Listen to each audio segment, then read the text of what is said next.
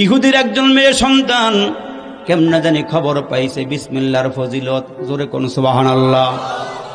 এই মেয়েটা যে কোনো ভালো কাজ করতে যায় বিসমিল্লাহির রহমানির রহিম, থালা বাটি ধুইতে যায় বলে বিসমিল্লাহির রহমানির রহিম, খানার লোকমা উঠাইতে যায় বলে বিসমিল্লাহির রহমানির রহিম, জামা খুলতে যায় তখনও বলে বিসমিল্লাহির রহমানির রহিম, জামা পড়তে যায় তখনও বলে বিসমিল্লাহির রহমানির রহিম, যা বলে তখনই বিসমিল্লাহ বলিয়া রাখে এবং উঠায়। এখন ইহুদি দেখে ঘরের মধ্যে বিসমিল্লাহ ছাড়া আর কিছুই নাই। মেয়েটা ঘরটার একেবারে আলোকিত কইরা বলাইছে শুধু বিসমিল্লাহির রহমানির রহিম পরে। ইহুদি কয় এখন যদি তারে মারতে যায় পিটাইতে যায় মানুষ খারাপ বলবে, এখন কি করা যায়? ওই ইহুদি মুসলমান বাজার থেকে ব্যবসা করি আসিয়া টাকার থলিয়াটা মেয়ের কাছেই রাখে, আর নিজের একটা সুন্দর আংটি আছে ওই আংটিটাও মেয়ের কাছে রাখে। মেয়ের এখন ধরতে পারতেছে না পিটাইবার জন্য মারতে, কিন্তু মুসলমান মেয়েটা যখন আব্বার কাছ থেকে টাকার থলি নেয় বিসমিল্লাহ কইয়া নেয়, আংটিটা যখন নেয় বিসমিল্লাহ কইয়া নেয়, নিজের পকেটে রাখে, জামাতে রাখে। মেয়েটা রাতের বেলা ঘুমায় রইছে, ঘুমের ঘরে আল্লাহর বান্দা ইহুদিটা ওই যে মুসলমান আংটিটা মেয়ের কাছ থেকে নিয়া না জানাইয়া নিয়া পাশেই ছিল সাগর, ওই সাগরে পালাই দিছে।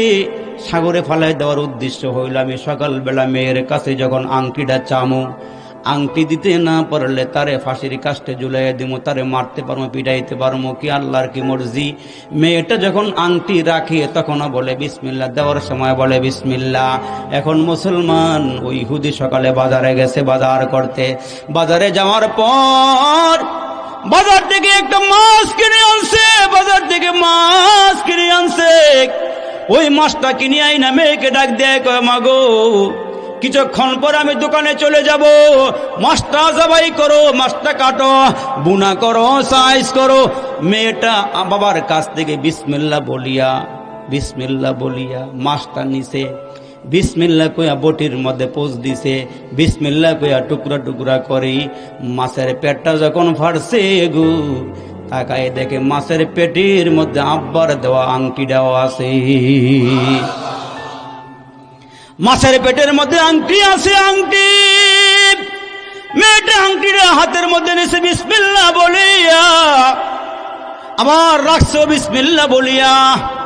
মেয়ের আব্বাটা খানা খাইতে বসছে, খানা খাইয়া মেয়েকে ডাক দিয়া কয় মাগো টাকার থলিয়া দাও, আমার আংটিটাও দাও। মেয়েটা হাত দিয়া, মুসলমান যখন হাত দিছে, হাত দিয়া প্রথমে টাকার থলিটা আব্বারে দিছে, কয় মা আংটিটা দাও। মেয়ে যেই জায়গার মধ্যে আংটি রাখছিল হাত দিয়া ওইখান থেকে বিসমিল্লাহ বলিয়া আংটি উঠাইয়া যখন ইহুদিরে দিছে, ইহুদি ডাক দিয়া কয় মাগো এই আংটিটা তুমি কই পাইলা? মা বলো তুমি কই আংটি পাইলা?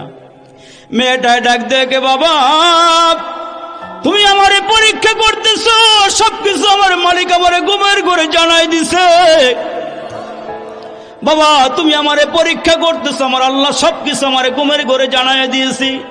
তুমি আমাকে হ্যাঁ প্রতিপালনা করার জন্য, তুমি আমারে বেজ্জুত করার জন্য রাজ দরবারে নিয়ে আমারে ফাঁসির কাস্টে ঝুলাইবা সব জানাইয়া দিছি। আব্বা তুমি যে আমার কাছ থেকে আংটি নিয়ে সাগরে ফালাই দিছিলা, বাবা গো আমার মালিক মাছের পেটের ভিতরে আংটিটা ঢুকাই দিছি। আব্বা এই আংটিটা আমার হাত থেকে তোমারে দিলাম।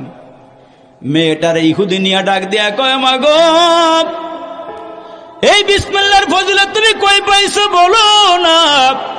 মেয়ে ডাক দেখ আমি খবর পাইছি মদিনাতে মুহাম্মদ নবীর আগমন হইছে, মুহাম্মদ নবীর হাতে হাত দিয়া অনেক মহিলা কালমা পড়েছি। মা বাবা গো ওইখানে একজন মহিলা আছে, নবীর সাহাবীর নাম হলো হযরতে আনাস। আনাসের মা উম্মু সুলাইম, সেও কালমা পড়ে মুসলমান হইয়া নবীর হাতে বায়াত নিয়া মদিনার অলিতে গলিতে কালিমার দাওয়াত দিতেছি আর কোরআনের ফজিলত বলিয়া বলিয়া বেড়াইতেছি। আমি একজন নারীর কাছ থেকে শুনছি মুহাম্মাদের কোরআনের মধ্যে বলে বিসমিল্লাহ আছি, আর ওই বিসমিল্লাহর মধ্যে বরকত আছি। এই জন্য আব্বা আমি ঘরে বাহিরে সব সময় বিসমিল্লাহটা পড়ি। বান্দা ঘর থেকে নামার পর তাকায় দেখে কুয়াশার পানি পড়ে, রাস্তাঘাটটা পিছল হয়ে গেছে, বাহির পর্যন্ত যাওয়া সম্ভব নয়, আল্লাহর ঘরে যাওয়া সম্ভব নয়।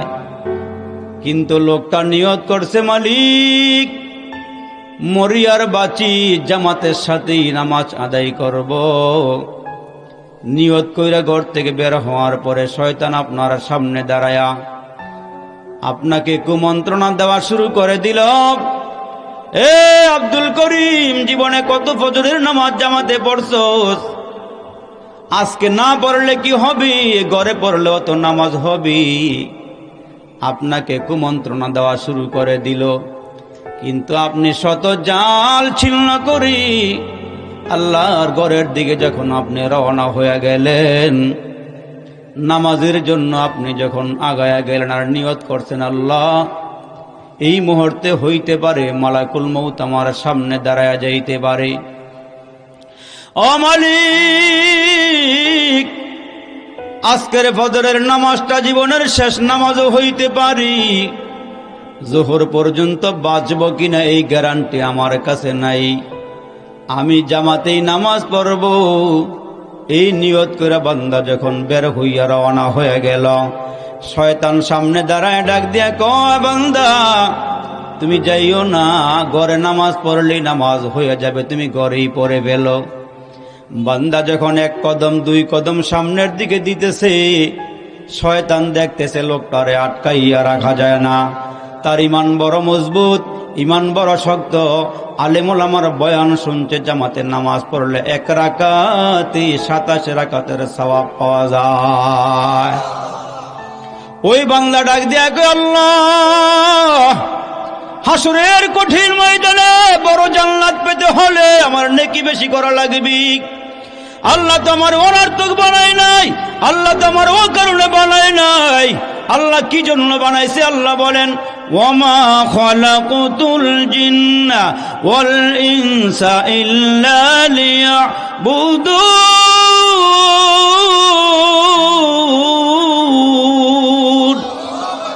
বান্দা বলতেছে, আল্লাহ আমারে অনার্থক বানায় নাই, আল্লাহ আমারে বেহুদা বানায় নাই। যদি আমরা বৈদ্যার বাজার থেকে সোনারগাঁও থেকে আল্লাহরে জিজ্ঞেস করি, আল্লাহ কি জন্য বানাইছেন? আমার আল্লাহ ডাক দিয়া কয়, আফা হাসিবতুম আন্নামা খালাকনাকুম আবাসা ওয়া আন্নাকুম ইলাইনা লা তুরজাউন।